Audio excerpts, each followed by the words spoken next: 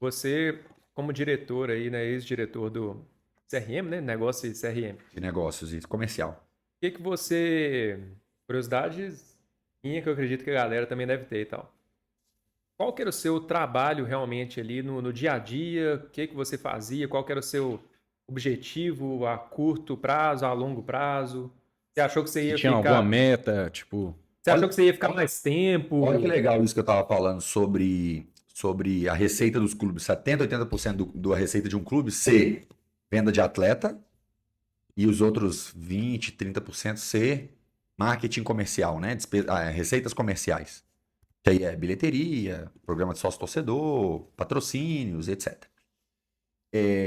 Cara, o Sérgio me ligava 3 vezes por semana.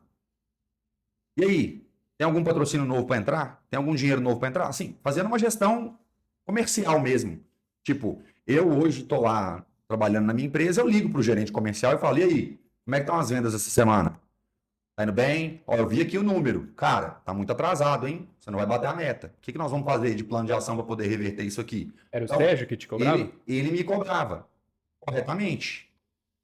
Mas a responsabilidade do departamento comercial e as receitas de marketing era muito grande perto do futebol. E eu não via a gente levando essa mesma responsabilidade, por exemplo, para o departamento de futebol. Entendeu? Porque justamente a gente já sabia que não tinha muito recurso ali. A gente não tinha muito como tirar aquele leite daquela pedra. Mas acho que a gente devia ter sido mais criativo. Eu via muita passividade com relação à gestão de quem estava ali responsável por vender, sabe? Negociar atleta e etc. Cara, atleta é um ativo e vale dinheiro e eu sei que tem pouco, eu sei que os que têm talvez não tenham muito valor de mercado e talvez, beleza, se for um menino da base, se você vender ele agora, você deixa de vender ele daqui a pouco e isso é né, igual a galera fica muito brava aí com a história do Maurício, com vários outros atletas, Bravo cara, por quê? porque o Cruzeiro vendeu o Maurício muito jovem, uma participação do Maurício muito jovem, né? É, ele foi, foi, e e ele foi, Pro foi, foi Inter. troca também, não foi? é, Na época ele veio pelo William Potker, né? nossa, Isso. meu E Deus. assim, aí tem toda uma história dos bastidores que eu também não conheço, mas assim, cara, você tem que fazer o dinheiro. Para você sobreviver, você tem que fazer o dinheiro. E isso era cruel com as tomadas de decisão de quem estava no futebol. E, assim, a gente tomava muita decisão difícil no comercial, no marketing todos os dias. E era importante. E o futebol também tomava decisão muito difícil, mas é aquela coisa polêmica, né? Assim, difícil mesmo. Qual foi a decisão mais importante, mais difícil que você tomou ali E nessa eu época? tomei, cara, eu tomei algumas decisões difíceis. Eu tomei decisão de tirar um patrocinador, que era de um segmento, e colocar um concorrente dele. Essa decisão foi difícil, mas era um patrocinador que estava pagando 3 vezes mais. E foi, tipo assim, porque, analisando como alguém de fora, estava pagando 3 vezes mais, eu não vejo, pra mim seria fácil. Mas por Pois que foi é. difícil? Ah, porque tinha todo um contexto, né, de histórico. Parceria? Aquele patrocinador já estava lá há muito tempo, existia um Ele mudou respeito pro por ele. concorrente ainda, né? Então, E é um concorrente. Então, assim, tem toda uma questão Porra, mas e o ali. concorrente lá que veio forte assim mesmo? Naquela época, a minha Ou ele decisão, estava pagando pouco? o meu drive, a minha tomada de decisão tinha que ser principalmente financeira, naquele Uhum, momento. sim. Porque era uma irresponsabilidade da minha parte receber ligação 3 vezes por semana de um cara que precisava de dinheiro para fazer o clube sobreviver e não tomar as decisões com base nisso. Então, sem desrespeitar ninguém, né, com o maior ética e profissionalismo do mundo, eu precisava tomar essas decisões. Essa decisão foi uma decisão difícil para mim. Entendeu? E que não foi uma decisão tomada por mim também. Uma decisão colegiada. Entendeu? Uma decisão que todo mundo tomou junto. E era importante para aquele momento para a gente colocar e você o tentou, tipo dinheiro. assim, chegar no atual e falar assim, ô, me oferecendo tanto, consegue cobrir? Cara, e longa história de bastidores, assim, mas naquele momento foi uma decisão difícil que a gente teve que tomar. Eu tive que mudar praticamente 100% do programa de sócio-torcedor do clube. Quando a gente chegou lá, o conselho gestor tinha acabado de fazer o sócio-reconstrução. E o sócio-reconstrução foi feito sem nenhuma tecnologia, e aí eu trabalho em banco, sabe? Sem nenhuma tecnologia de recorrência. Então nós não capturamos o cartão de crédito de ninguém. O que ia acontecer? Dali a um ano, ia vencer o sócio torcedor de todo mundo. E eu ia ter que fazer todo um novo esforço de venda para atrair todo mundo de novo, porque eu não tinha dado de ninguém. Entendeu? Hoje, quando você faz uma assinatura na Netflix, no Spotify, o cara captura o seu cartão de crédito, tá lá todos os seus dados. Cara, se o seu cartão de crédito mudou, ele fica ali, ó. Olá, Diego, tudo bem? Vi que você mudou o seu cartão de crédito, você está inadimplente. Recebemos seu Vai pagamento. cair o seu serviço, etc. Cara, isso hoje em dia é tecnologia, é régua de cobrança, é método. E isso é provado que você mantém o LTV, que é o tempo de vida das pessoas com você, por muito tempo. Então, assim, eu sabia que o LTV, que o tempo de vida do sócio torcedor, era 1 ano. O cara pagou, peguei o dinheiro, gastei, e aí esse era um problema, porque nem o cartão de sócio torcedor dessa galera que pagou o sócio reconstrução tinha sido enviado. Tinha 14 mil cartões de sócio torcedor debaixo de uma mesa lá no clube, no dia que a gente chegou. E a gente ia uma dívida com o correio. Então, eu queria mandar o cartão para o torcedor que tinha pagado pelo sócio torcedor, mas não podia mandar o cartão. Você já estava vencendo. E, sei lá, e a gente... Não tinha dinheiro mesmo. Não, porque não tinha dinheiro para mandar o cartão do sócio torcedor.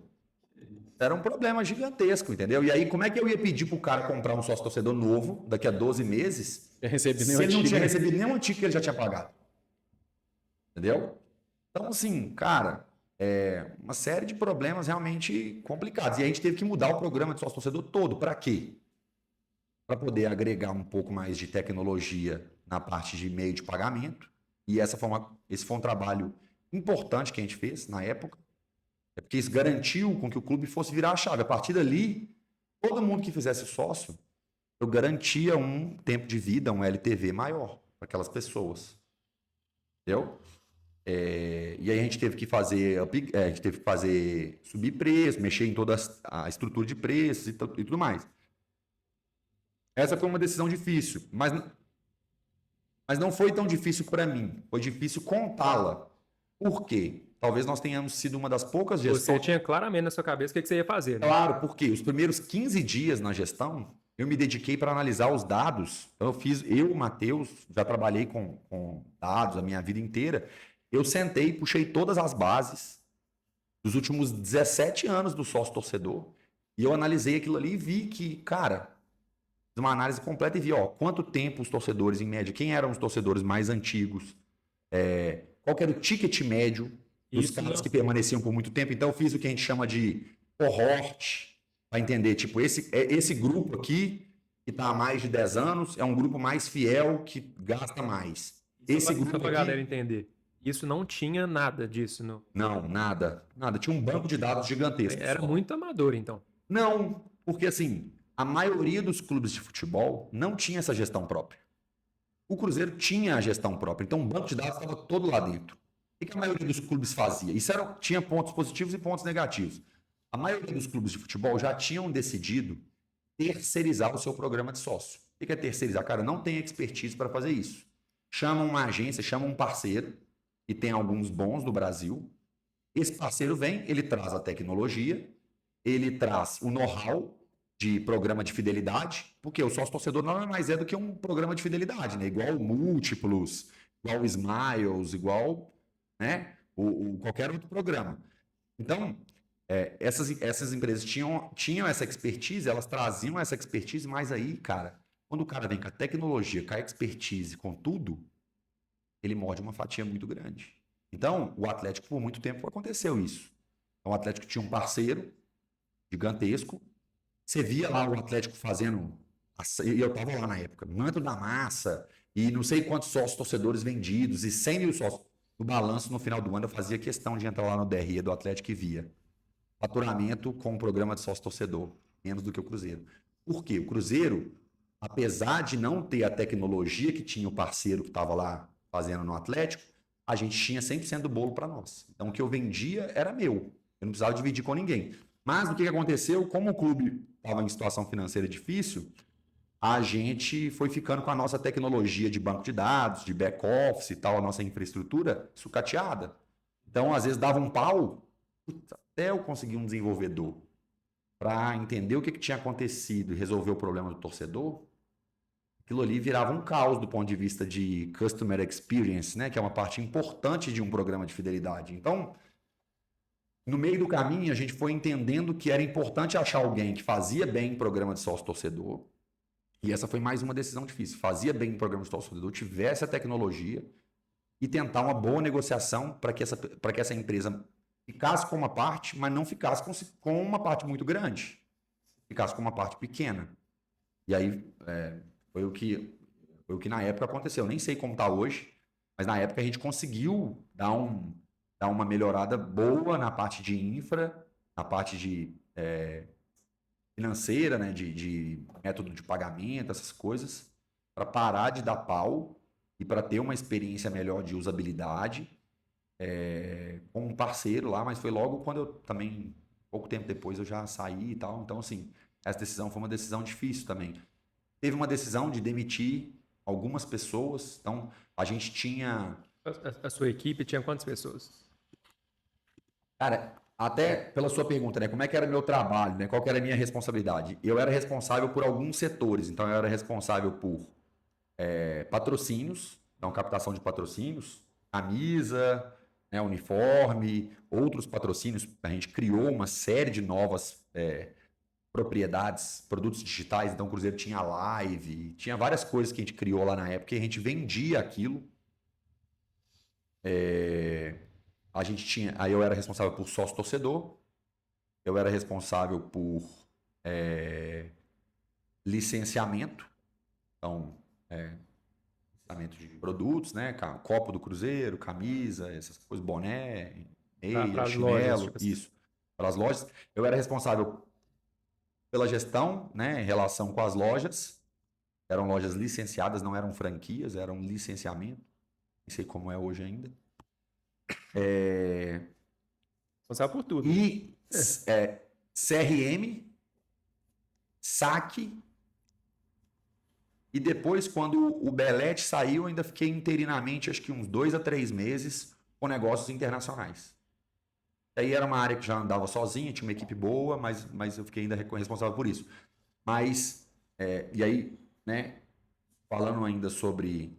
Você conseguia, tipo, é muita coisa para tinha muita gente, a equipe era grande. E aí, acho que uma das grandes decisões difíceis lá, e acho que talvez essa tenha sido a principal, eu falei outras primeiras, mas essa deve ter sido a principal, foi realmente o dia que a gente teve que desligar a grande maioria das pessoas do saque, do atendimento. Mas era um cenário meio caótico, assim. A folha do saque tinha acho que 22 pessoas. Era uma estrutura muito grande, que custava muito caro para o clube. A gente tinha, sei lá, na época, nem lembro quanto, quando a gente entrou tinha mais, mas assim, era um número astronômico de chamados em aberto, sem resolução. Então quem trabalha com Service Desk, essas coisas, sabe o que é isso? Então assim, chamados em aberto para tudo. Ah, meu cartão cobrou 2 vezes, meu cartão do sócio cobrou 2 vezes. Ah, tive um problema com o meu ingresso. Ah, tive um problema com isso, com aquilo. Cara, por exemplo, eu era sócio torcedor e tinha os pontos múltiplos lá Isso. que a gente perdeu. Eu e meu pai, a gente deve, sei lá, chutando aqui, 50 mil pontos que a gente tava juntando ali para trocar uma camisa, alguma coisa assim. Cruzeiros que chamaram. Cruzeiros, né? Tá querendo falar que a culpa foi dele? Não. Isso foi essa decisão de tirar e acabar com os cruzeiros, uma decisão da gestão lá da época ainda do Wagner, lá do Itaí. Então, assim. Então, eu falando assim, que eu lembro que falaram que era pra gente enviar um e-mail e tal, porque aí eles iam ver lá se ia trocar por alguma coisa. A gente mandou, ficamos sem resposta e acabou que levou pro esquecimento aí. Eu não sei quantos mil chamados lá em aberto, com uma equipe de 22 pessoas, ninguém resolvia nada. Às vezes até queriam resolver, boa vontade da equipe, mas não tinha um processo e nem tecnologia bem construída para poder resolver aquilo. E aí a gente era uma equipe que não tinha know-how de gestão de service desk. De abertura de chamado, gestão de chamado, tempo médio de atendimento. Tipo, são vários indicadores que a gente não tinha. Então não faz o menor sentido eu manter uma estrutura cara, que custa muito caro para o clube, no momento financeiro complicado do clube, que não tem o mais alto nível de prestação de serviço. Então, naquela época a gente decidiu também terceirizar. E a gente foi para um contrato que não custou na época nada para a gente, que eles ganhavam por performance. Então, assim, ó, aqui eu tenho 400 mil CPFs aqui, 400 mil leads aqui, já foram sócio torcedor no longo dos últimos 17 anos, está na sua mão. Se você conseguir vender, eu te pago comissão. A primeira mensalidade ficava com o cara, aí tinha um contrato lá, mas assim, o cara não ganhava nada, ele mantinha uma estrutura lá de atendimento treinada, com tecnologia, super profissional, e eu saí de um custo de alguns milhões ano a zero. Entendeu? E ainda alguém que podia vender uma base de sócio torcedor a mais. Mas, pô, a gente tá falando de demitir gente, né? Isso sempre é sempre difícil, sempre ruim, assim. Sempre complicado. Tinha pessoas que estavam lá no clube há muitos anos. Entendeu? Uma decisão antipopular. Entendeu? E é difícil tomar esse tipo de decisão. Principalmente quando você tá num cenário Mas você do teve que futebol. decidir ou veio de cima? Tipo, Matheus, temos que. Não, na verdade a gente foi. Tudo era muito colegiado as decisões lá, mas a gente foi entendendo que, cara, financeiramente não fazia sentido. Então, quando você analisa o cenário de um clube que tá. Como que funciona, né? Cara, no meu trabalho, eu sou um cara muito paretista. Eu uso a lei de Pareto. Então, eu olhava lá, isso custa muito caro. Isso custa muito barato. Essa é a maior linha de despesa que eu tenho. Qual que é a maior linha de despesa que eu tenho? É essa. Cara, onde que eu corto aqui? Onde que eu arrumo uma solução para diminuir isso aqui? No final foi isso, assim.